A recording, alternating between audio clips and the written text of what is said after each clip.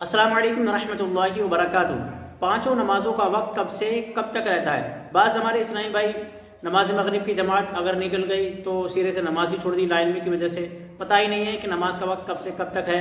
सोचते हैं कि नमाज मगरिब की जमात निकल गई तो अब नमाज भी नहीं होगी, हालांकि इसका वक्त होता है। तो इसका वक्त कब से कब तक रहता है, पाँचों नमाज़ों की बातें करेंगे इंशाअल्लाह। वीडियो में बने रहें आखिर तक।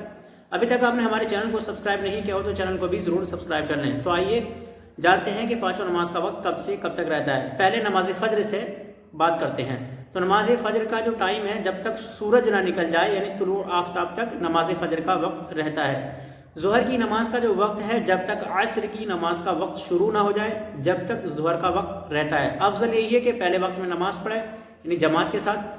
बेहतर तो यही है कि हर हाल में यानी जितनी भी नमाज है जमात के साथ ही अदा करना चाहिए। ये वाजिब भी है, इसका सवाब भी 25 दर्जे, बाज़ रिवायत में 27 दर्जे है। तो जमात की नमाज ही होनी चाहिए। मगर किसी मजबूरी की वजह से इंसान अगर फंस गया है या देरी हो गई है तो ये उन मजबूरियों में है कि नमाज सिरे से बिल्कुल ना छोड़े, पढ़े, क्योंकि नमाज का वक्त काफ़ी रहता है। अब जोहर में जैसे ले लें कि बाद इस्लामी भाइयों का जहन क्या होता है लाइन में की वजह से कि 2:30 बज गए, 3 बज गए, अब नमाज होगी नहीं, जबकि जोहर की नमाज का वक्त है यानी अभी असर का वक्त शुरू ही नहीं हुआ है। तो जब तक असर का वक्त शुरू नहीं हो जाएगा जब तक जोहर अदा कर सकते हैं। हाँ, यह है कि जानबूझ के ताखिर ना करें। इसी तरह असर की जो नमाज है, हालांकि ये असर की नमाज का हुक्म ये है कि नमाज मगरिब से 20 मिनट पहले तक फारिग हो जाए। जो 20 मिनट वो मकरू वक्त होता है। मगर मान लो किसी मजबूरी से नमाज नहीं पढ़वाया, उस दिन की वो नमाज है, तो वो नमाज फिर भी पढ़ेंगे ज़रूर। यानी ये कह सकते हैं कि नमाज मगरिब यानी जो तुलू गुरूब आफ्ताब जो होता है, सूरज डूबने से पहले पहले तक असर की नमाज का वक्त रहता है। अफजल यही है कि 20 मिनट पहले पहले फारिग हो जाए, ठीक है। और नमाज मगरिब का जो वक्त है, जब तक इशा की नमाज का वक्त शुरू नहीं हो जाए जब तक नमाज मगरिब का वक्त रहता है।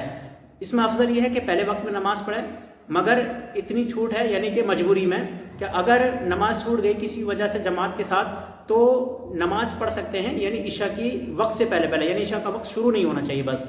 वो किसी इशा की जो नमाज का वक्त है वो तकरीबन सुबह सादिक तक है। मगर बेहतर यही है कि पहले पढ़ ले यानी 12 बजे से पहले ही पहले पढ़ ले। और इंसान जाहिर है कि जब सोएगा तो पढ़कर ही सोएगा, मगर फिर भी किसी मजबूरी की वजह से अगर नहीं पढ़ पाया तो सुबह सादिक तक इशा की नमाज का वक्त है कि सादिक से पहले पहले इशा की नमाज पढ़ ले, नमाज हो जाएगी।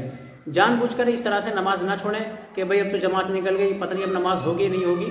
तो नमाज़ें जो है ये हो जाएंगी, यानी जो वक्त बताया इस वक्त में नमाज अदा करेंगे। मजबूरी में जानबूझकर कोई भी ऐसा काम ना करें जो जमात निकले, जमात का सवाब ज़्यादा है। उम्मीद है कि बात समझ में आ गई होगी। अल्लाह ताला हम सबको अमल करने की तौफीक अता फरमाए। दुआ खैर में याद रखें। अस्सलाम वालेकुम रहमतुल्लाहि व बरकातुहू।